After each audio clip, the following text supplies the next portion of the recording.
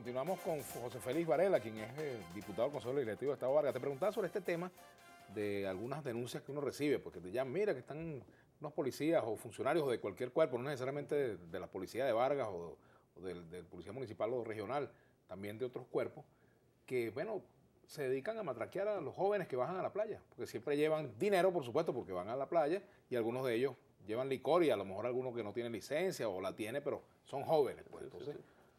Sí, no, efectivamente, ahí estamos dando un combate muy duro, ¿no? En los organismos de seguridad del Estado en general. Ya no hablo solo de la Policía del Estado Vargas, tenemos que hablar de la Guardia Nacional, tenemos que hablar de la Policía Municipal, del 6CPC, porque bueno, todavía dentro de estos cuerpos prevalecen algunos sujetos que no son la mayoría de la institución, pero que efectivamente sobreviven de los vicios del capital, ¿no?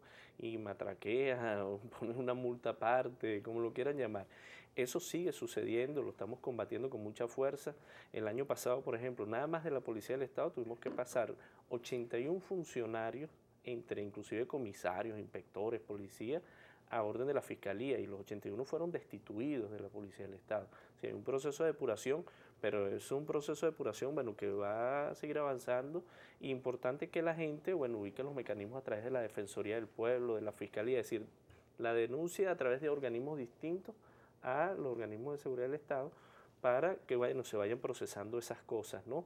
Yo les aseguro que en el caso de Vargas estamos haciendo un duro combate contra la corrupción dentro de los organismos de seguridad del Estado.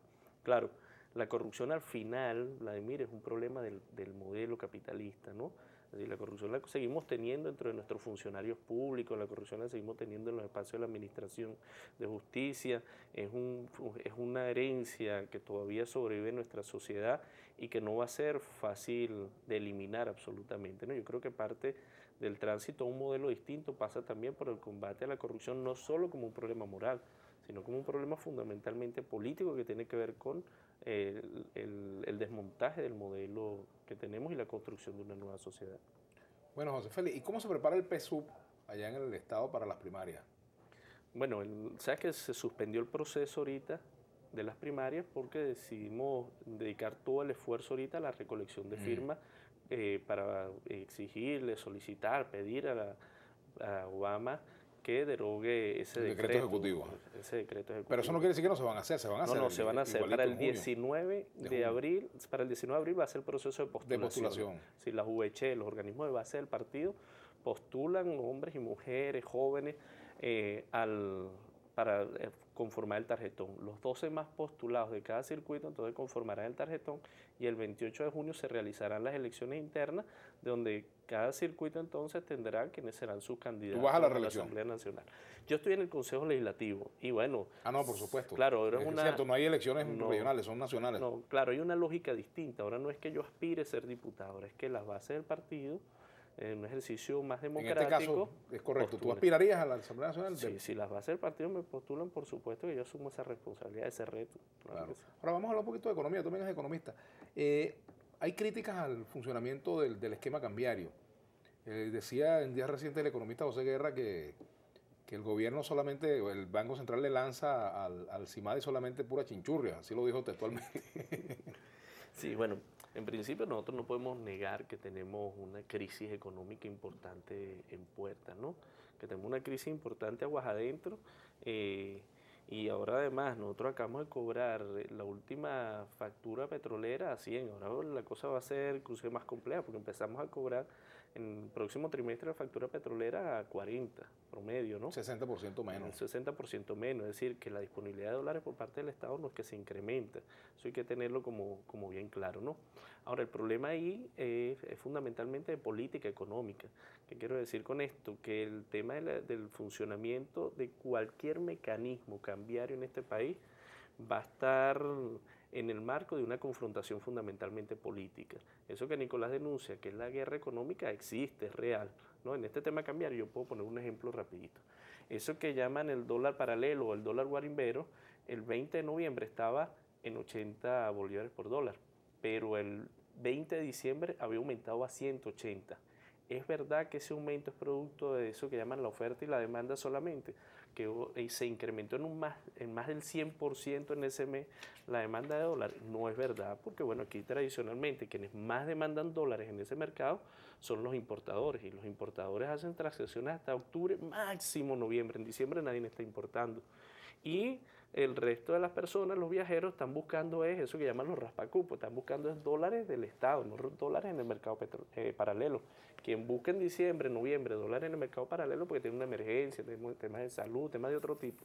Entonces no aumenta, no se incrementa la demanda en más de un 100%. Entonces ese es un dólar que ya no es solo especulativo, que es un dólar fundamentalmente político, que busca arrinconar la economía del país. Entonces ese es un elemento que hay que valorar objetivamente, ¿no? Es decir, que es cierto que tenemos una crisis, lo reconocemos en principio, pero además estamos en el marco de una guerra que tiene un componente muy importante en lo económico. Es decir, decíamos, eso es una guerra en lo económico, una guerra psicológica, una guerra mediática, pero eso puede ser un elemento, José Félix, pero no es la... No es la totalidad, por eso decía... Ni es el meollo del asunto. Por eso decía que hay las dos cosas. Hay una crisis económica en lo interno del país, en nuestra economía, y bueno, y eso se acentúa ahora con el tema precio petróleo. ¿Y hasta qué punto la no toma de decisiones, la indecisión, el retardo en toma de decisiones no afecta a todo este cuadro económico? Claro, yo creo, fíjate tú, que si entendemos que hay un problema político, es que el enfrentar la crisis económica pasa necesariamente por enfrentarla con decisiones fundamentalmente políticas. Si nosotros queremos hacer una gestión diferente en lo económico, tenemos que abordarla desde el punto de vista político, más que económico. No es un problema solo de la econometría, microeconomía, macroeconomía, como dirían los economistas, el ceteris paribus, con las condiciones ideales, porque no las hay, unas condiciones políticas. Entonces, bueno, tienes que tener una toma de decisiones oportuna, tienes que tener una toma de decisiones acertada en lo político. Si nosotros retrasamos decisiones en lo económico, por supuesto, un mes puede costarle al Estado venezolano millones de dólares que se van desangrando por la vía del, por ejemplo, el viejo sistema Cadivi. No ir a un sistema cambiario distinto y mantener durante tanto tiempo Cadivi, bueno, eso nos costó efectivamente parte importante de las divisas nuestras, de las reservas internacionales nuestras. El aumento de la gasolina, ¿qué se espera para tomarlo? ¿Por qué no se toma esa decisión? Fíjate tú, yo soy partidario de que esa es una decisión que hay que tomarla ya. Yo creo que hay consenso en la sociedad venezolana y creo además que es una necesidad. ¿Se le tiene miedo al costo político? Yo no sé por qué se le tendría miedo al costo político, porque no es verdad que estas son las condiciones que tenía este país, por ejemplo, cuando el Caracazo, el sacudón, se trata de asociar aumento de la gasolina con explosión social, y no es verdad. No, pero sí con aumento de precio, por ejemplo, porque si se... Pero habría que ver también en qué renglones, porque fíjate tú, el transporte público no ha dejado de aumentar durante todos estos años, durante estos 16 años, inclusive hay años donde el transporte público ha aumentado 2 veces. Tú ves un transportista en una ruta urbana cualquiera y el precio es promedio entre 9 y 10 bolívares en cualquier ciudad de este país. Eso quiere decir que él llena el tanque de gasoil o de gasolina, vamos a poner gasolina, que es la más costosa, para el transportista, con 2 pasajes. Con 2 pasajes llena el tanque, le lavan los vidrios y le da propina al muchacho. Si tú aumentas el precio de la gasolina el 100%, estás hablando de 4 pasajes. Ahora, una ruta Pro Patria Carmelita, ¿cuántos pasajes no recoge en una sola vuelta? Alrededor de 500 pasajes. De 500 pasajes estarías hablando solo de llevarlo a 4 pasajes en un incremento del 100%. Entonces, ¿es cierto que en estas condiciones generaría un proceso inflacionario? Yo no sé. Y además habría que verlo como una política, no es solo el aumento del precio de la gasolina. Si tú acompañas eso con otro tipo de cosas, por ejemplo, ya con Chávez se había iniciado un proceso para cambiar la matriz energética. ¿Qué significa cambiar la matriz energética? Bueno, que sectores importantes del transporte venezolano pasen al consumo de gas. Y entonces, bueno, eso garantiza que el gas, que es un recurso que se pierde en este país, que se quema, pudiera utilizarse para movilizar el transporte de este país a un costo mucho más bajo. Y recuperas el precio de la gasolina, que tiene más de 16 años que no aumenta. ¿Qué pasa con ese precio de la gasolina? Bueno, que nosotros mismos estamos incentivando, estamos alimentando el contrabando de extracción.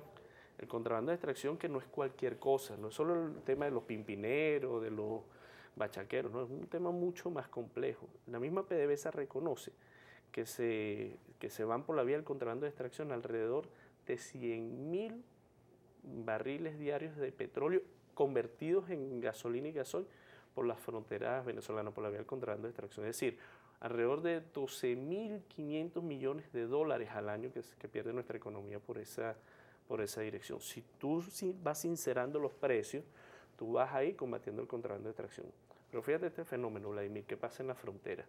Hoy en día, una parte importante del contrabando de extracción no se utiliza para cambiar en pesos y luego a dólares, extrañamente, sino que retorna en bolívares.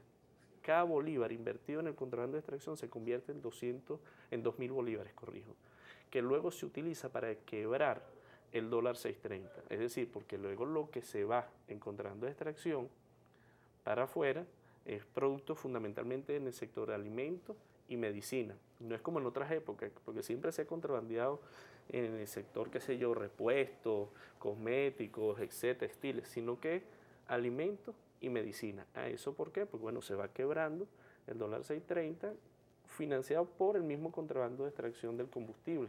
Esto es un elemento interesante. Pero además ese contrabando de extracción a gran escala representa alimentar a quienes nos adversan. En Colombia se aprobó una ley en la gestión de Uribe Vélez que permite que las bombas de gasolina vendan cualquier tipo de gasolina sin certificar el origen. Bueno, eso permite que la gasolina producto del contrabando se venda en las bombas de Colombia a los precios de allá. Sí. Bueno, te agradezco mucho que hayas venido al programa, José Félix. Muchas gracias por haber venido.